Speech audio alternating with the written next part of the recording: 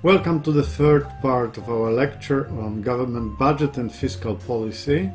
As promised previously, we are going to see some figures, some facts here, mostly about Poland, but also some other countries, actually European. I believe it could be like a kind of inspiration for you, for international students to look for the data for their own countries. You can find them easily if you are from the European Union. Eurostat would be very helpful here.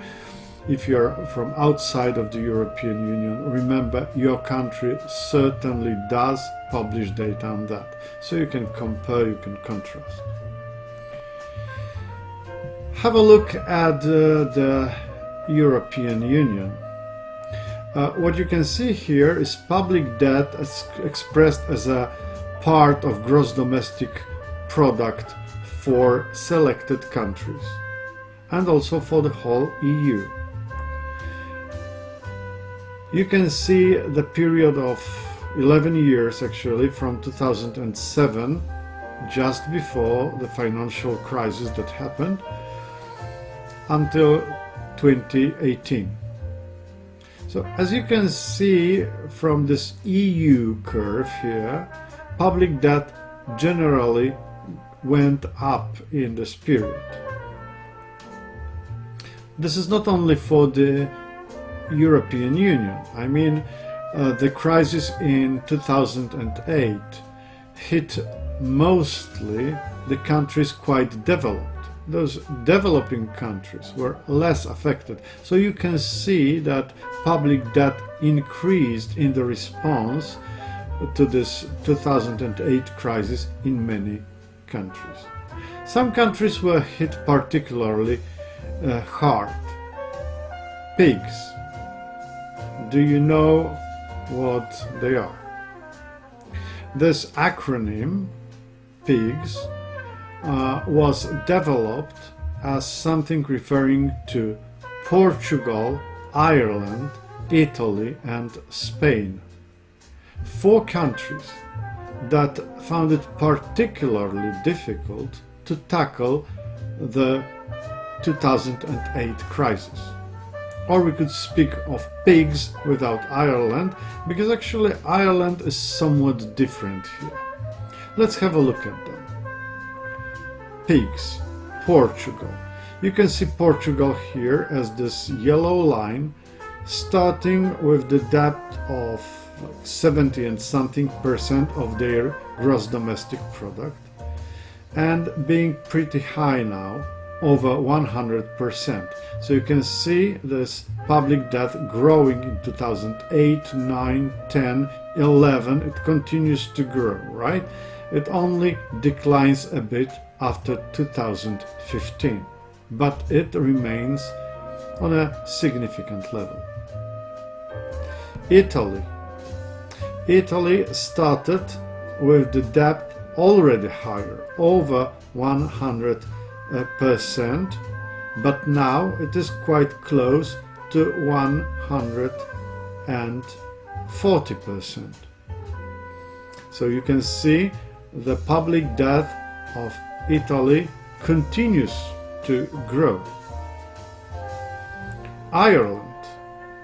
That's a slightly different story, because Ireland actually started with a public debt very low, at the level of 20 and something percent, and it grows very quickly over the years from 2007 to 2020, let's say 2012. So it hits the level of 100% and even more. But then you can see that after 2012, their public debt gradually decreases. Actually, till 2015, they reduced their public debt below the level of 80%, and then they continued decreasing it to like 60% more or less. Right? So this is Ireland responding very much to this crisis, but recovering later on. Spain is quite similar to Portugal You could say those two lines, Spain and Portugal, are kind of almost parallel, but obviously Spain ranks lower here. So they started from a lower, significantly lower level, and their public debt was growing till 2014, and then it remains about the level of slightly below 100%. Another group of countries that you can see here would be Estonia, Poland, and Germany. Right? Estonia being very funny example of a country with almost no public debt. But remember, Estonia is a very small country, so it is slightly different for a country of this side. When it comes to Poland and Germany, and you could say, well, their public debt increased in 2008, 9, 10, but they seem to tackle the situation pretty well. I mean, for Poland it is pretty flat line, not many changes here. For Germany, their public debt increased more significantly, but then they decrease it in the next years. There is one country from the PIGS group that I actually forgot about. This is Greece. Have a look at Greece. They started from a very high level, over 100% of GDP, right? So this is similar to Italy, but then you can see over the years 2008, 9, 10, they grow very much. Actually, now their public debt is almost twice as big as their gross domestic product. So this is quite a lot.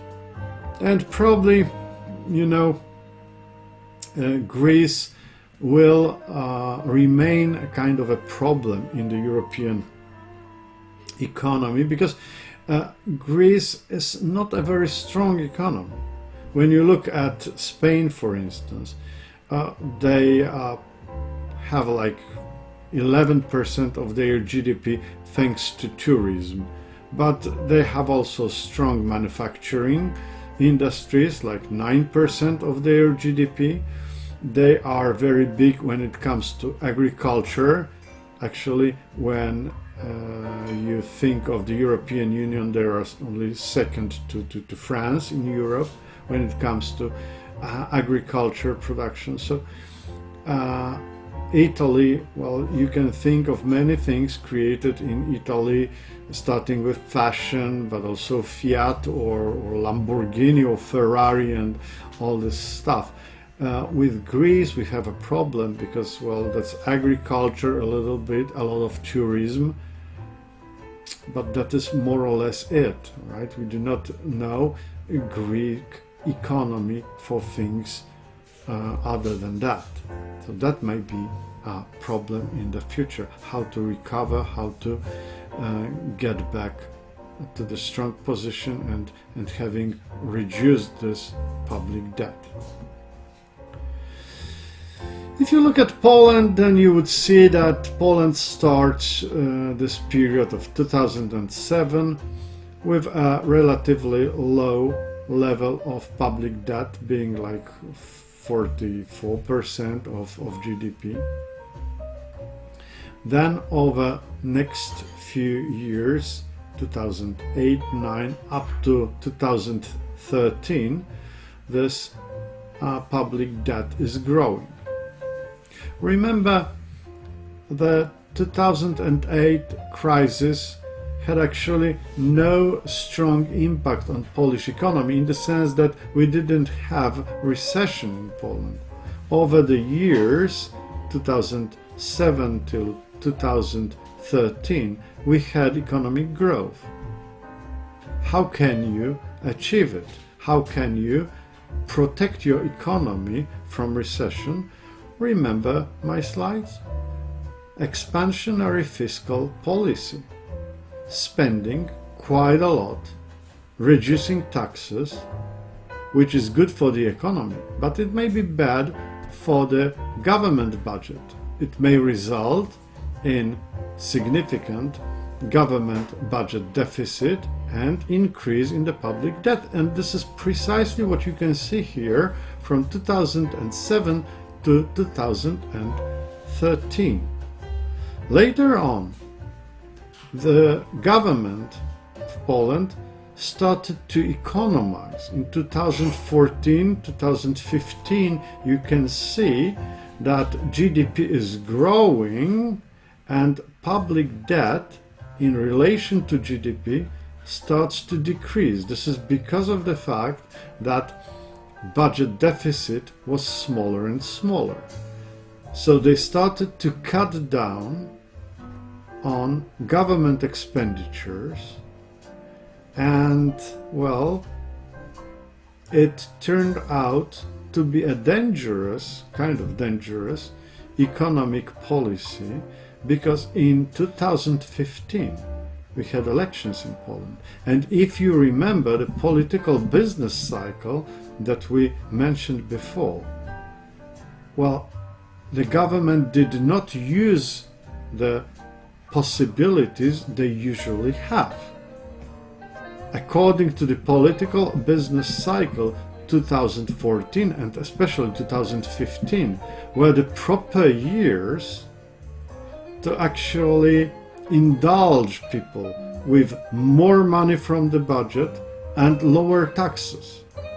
So it would be politically wise to increase public debt in 2014-2015. As you can remember, Polish elections turned out to change the political situation in the country. The new government decided to increase government spendings, and you can see it in 2016. Public debt is significantly growing. 2016 is the start of 500 plus program, offering many households additional money for having kids. Each kid being entitled to 500 in each second and next kids, actually, right? You can see that would boost the economy in the subsequent years, 2017, 2018. Why would it be so? Because marginal propensity to consume of poor families with many kids is very high. Additional money will be consumed to a very high extent, which makes multiplier effect very strong. And actually, growing consumption, partly on the basis of this 500 plus program, made consumption one of the main engines, or simply the main engine of economic growth for 2017, 18 and 19. In 2019, the government decided to offer this additional 500 for every kid, but that had a much smaller impact on the economy, even though it meant quite a lot of money, additional money spent. Why would it have a smaller effect? Well, this enlargement of the program, giving 500 per month per each and every kid, well, changed the situation of single kid families. You know, such families are usually not that poor, so their marginal propensity to consume is lower, hence the multiplier effect is lower. So as you can see, in the recent years we see a nice decline of public debt in relation to GDP. However, you must acknowledge the fact that this is somewhat thanks to some tricks. First of all, remember, not all budget expenditures were actually counted in the budget. So this 46% Polish public debt for 2019 is a little bit doubtful here.